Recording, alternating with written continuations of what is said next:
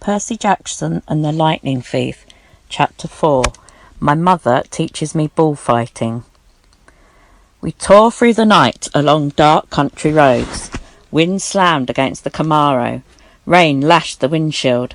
I didn't know how my mum could see anything, but she kept her foot on the gas. Every time there was a flash of lightning, I looked at Grover sitting next to me in the back seat, and I wondered if I'd gone insane, or if he was wearing some kind of shag carpet trousers. But no, the smell was one I remembered from kindergarten field trips to the petting zoo. Lanolin, like from wool. The smell of a wet barnyard animal. All I could think to say was, "So you and my mum know each other?" Grover's eyes flitted to the rear-view mirror, though there were no cars behind us. Not exactly," he said. "I mean, we never met in person, but she knew I was watching you." "Watching me?" "Keeping tabs on you, making sure you were okay. But I wasn't faking being your friend," he added hastily. "I am your friend." What are you exactly?" "That doesn't matter right now." "It doesn't matter? From the waist down, my best friend is a donkey." Grover let out a sharp, throaty bleh. I'd heard him make that sound before, but I always assumed it was a nervous laugh. Now I realised it was more of an irritated bleat. "Goat," he cried. "What?" "I'm a goat from the waist down." "You said it didn't matter." "Meh." There are satires who would trample you under hoof for such an insult.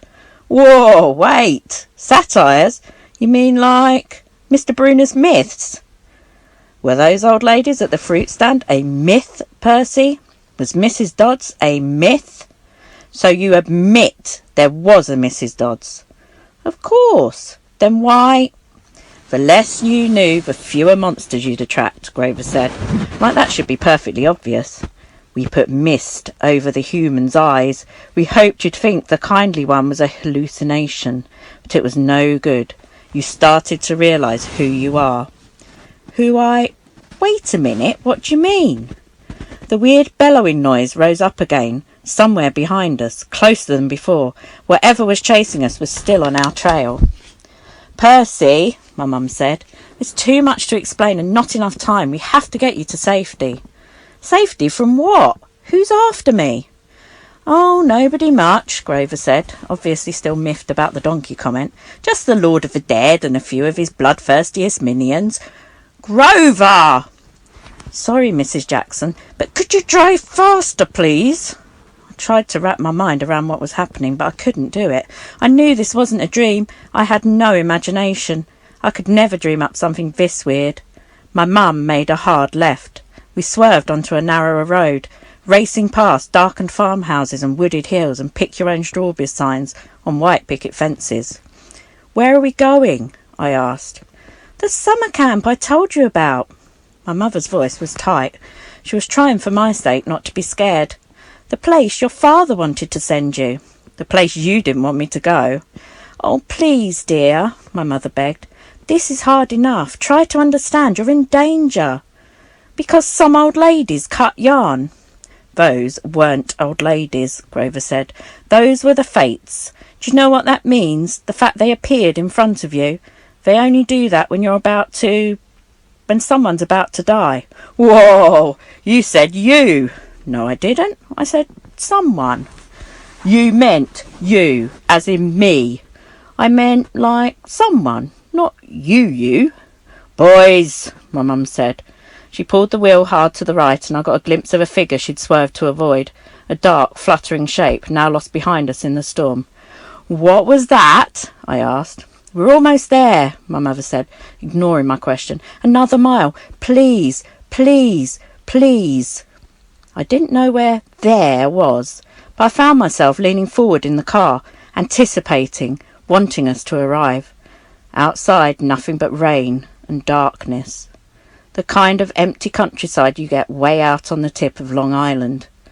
I thought about Mrs. Dodds and the moment when she'd changed into that thing with pointed teeth and leathery wings. My limbs were numb from delayed shock. She really hadn't been human. She'd meant to kill me. Then I thought about Mr. Bruner and the sword he'd thrown me. Before I could ask Grover about that, The hair rose on the back of my neck. There was a blinding flash, a jaw-rattling boom, and our car exploded. I remember feeling weightless, like I was being crushed, fried and hosed down all at the same time. I peeled my forehead off the back of the driver's seat and said, "Ow!" "Percy!" my mum shouted. "I'm okay." I tried to shake off for days. I wasn't dead. The car hadn't really exploded. We'd swerved into a ditch. Our driver's side doors were wedged in the mud. The roof had cracked open like an eggshell and rain was pouring in. Lightning. That was the only explanation. We'd been blasted right off the road. Next to me in the back seat was a big, motionless lump. Grover. He was slumped over, blood trickling from the side of his mouth. I shook his furry hip, thinking, "No, even if you are a half-barnyard animal, you're my best friend and I don't want you to die." Then he groaned, "Food!" and I knew there was hope. "Percy," my mother said, "we have to..." Her voice faltered. I looked back. In a flash of lightning through the mud-splattered rear windshield, I saw a figure lumbering towards us on the shoulder of the road. The sight of it made my skin crawl. It was a dark silhouette of a huge guy, like a football player. He seemed to be holding a blanket over his head. His top half was bulky and fuzzy. His upraised hands made it look like he had horns.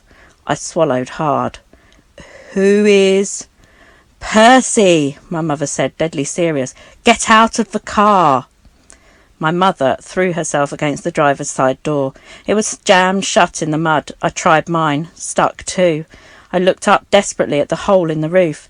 It might have been an exit, but the edges were sizzling and smoking. "Climb out the passenger side," my mother told me.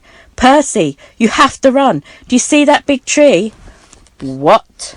Another flash of lightning, and through the smoking hole in the roof, I saw the tree she meant, a huge White House Christmas tree-sized pine at the crest of the nearest hill. "That's the property line," my mum said.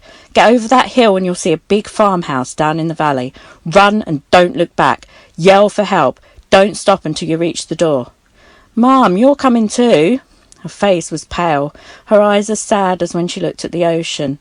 "No!" I shouted. "You are coming with me. Help me carry Grover." "Food," Grover moaned a little louder.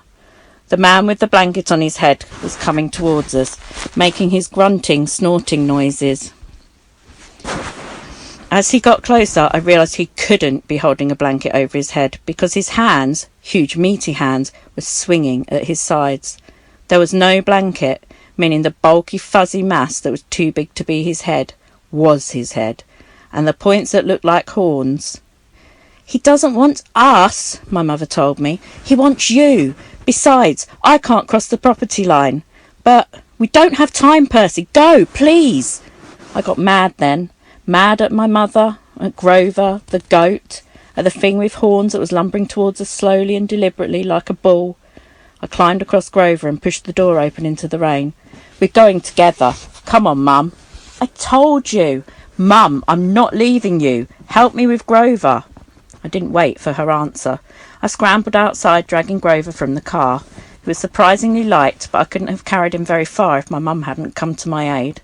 Together we draped Grover's arms over our shoulders and started stumbling uphill through wet, waist-high grass. Glancing back, I got my first clear look at the monster. He was 7 feet tall, easy. His arms and legs like something from the cover of Muscle Man magazine. Bulging biceps and triceps, and a bunch of other seps, all stuffed like baseballs under vein-webbed skin. He wore no clothes except underwear. I mean, bright white Fruit of the Looms, which would have been funny except for the top half of his body. Coarse brown hair started at around his belly button and got thicker as it reached his shoulders. His neck was a mass of muscle, and fur leading up to his enormous head, which had a snout as long as my arm.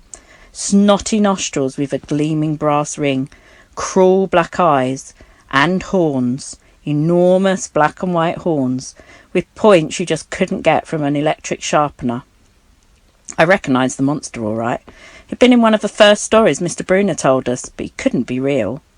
I blinked the rain out of my eyes. "That's Pasiphae's son," my mother said. "I wish I'd known how badly they wanted to kill you, but he's a "Don't say his name," she warned. "Names have power." The pine tree was still way too far, 100 metres uphill at least. I glanced behind me again. The bullman hunched over our car, looking in the windows. Or not looking exactly, more like snuffling, nuzzling. I wasn't sure why he bothered, since we were only about 15 metres away. "Food," Grover moaned. "Shh," I told him. "Mum, what's he doing? Doesn't he see us?" "His sight and hearing are terrible," she said. "He goes by smell, but he'll figure out where we are soon enough." As if on cue, the bullman bellowed in rage. He picked up Gabe's Camaro by the torn roof, the chassis creaking and groaning. He raised the car above his head and threw it down the road. It slammed into the wet asphalt and skidded in a shower of sparks for about half a mile before coming to a stop. The gas tank exploded. "Not a scratch," I remember Gabe saying. "Oops." "Percy," my mum said, "when he sees us, he'll charge. Wait until the last second, then jump out of the way, directly sideways. He can't change direction very well once he's charging. Do you understand?" "How do you know all this?" "I've been worried about an attack for a long time. I should have expected this. I was selfish, keeping you near me." "Keeping me near you, but—" Another bellow of rage, and the bullman started tromping uphill. He'd smelled us. The pine tree was only a few more metres, but the hill was getting steeper and slicker, and Grover wasn't getting any lighter. The bullman closed in. Another few seconds and he'd be on top of us. My mother must have been exhausted, but she shouldered Grover. "Go, Percy! Separate! Remember what I said!" I didn't want to split up, but I had the feeling she was right. It was our only chance. I sprinted to the left, turned, and saw the creature bearing down on me. His black eyes glowed with hate. He reeked like rotten meat. He lowered his head and charged, those razor-sharp horns aimed straight at my chest. The fear in my stomach made me want to bolt, but that wouldn't work. I could never outrun this thing, so I held my ground, and at the last moment I jumped to the side. The bullman stormed past like a freight train, then bellowed with frustration and turned, but not towards me this time, towards my mother, who was getting Grover down in the grass. We'd reached the crest of the hill. Down the other side I could see a valley, just as my mother had said, and the lights of a farmhouse glowing yellow through the rain, but that was half a mile away. We'd never make it. The bullman grunted, pawing the ground. He kept eyeing my mother, who was now retreating slowly downhill, back towards the road, trying to lead the monster away from Grover. "Run, Percy," she told me. "I can't go any faster. Run!" But I just stood there, frozen in fear, as the monster charged her. She tried to sidestep, as she'd told me to do, but the monster had learned this lesson. His hand shot out and grabbed her by the neck as she tried to get away. He lifted her as she struggled, kicking and pummelling the air. "Mum!" She caught my eyes, managed to choke out one last word. "Go!" Then, with an angry roar, the monster closed his fists around my mother's neck, and she dissolved before my eyes, melting into a light, a shimmering golden form, as if she were a holographic projection, a blinding flash, and she was simply gone. "No!" Anger replaced my fear. Newfound strength burned in my limbs, the same rush of energy I got when Mrs. Dodd screwed talons. The bullman bore down on Grover, who lay helpless in the grass. The monster hunched over, snuffling my best friend, as if he was about to lift Grover up and make him dissolve too. I couldn't allow that. I stripped off my red rain jacket. "Hey!" I screamed, waving the jacket, running to one side of the monster. "Hey, stupid! Ground beef!" "Rah!" The monster turned towards me, shaking his meaty fists.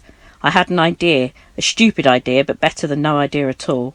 I put my back to the big pine tree and waved my red jacket in front of the bullman, thinking I'd jump out of the way at the last moment. But it didn't happen like that. The bullman charged too fast, his arms out to grab me whichever way I tried to dodge. Time slowed down. My legs tensed. I couldn't jump sideways, so I leapt straight up, kicking off from the creature's head, using it as a springboard, turning in midair and landing on his neck. How did I do that? I didn't have time to figure it out. A millisecond later, the monster's head slammed into the tree, and the impact nearly knocked my teeth out. The bullman staggered around, trying to shake me. I locked my arms around his horns to keep from being thrown. Thunder and lightning was still going strong. The rain was in my eyes, the smell of rotten meat burned my nostrils. The monster shook himself around and bucked like a rodeo bull. He should have just backed up into the tree and smashed me flat, but I was starting to realise that this thing had only one gear, forwards. Meanwhile, Grover started groaning in the grass. I wanted to yell at him to shut up, but the way I was getting tossed around, if I opened my mouth, I'd bite my own tongue off. "Food," Grover moaned. The bullman wheeled towards him, pawed the ground again and got ready to charge. I thought about how he'd squeezed the life out of my mother, made her disappear in a flash of light, and rage filled me like high-octane fuel.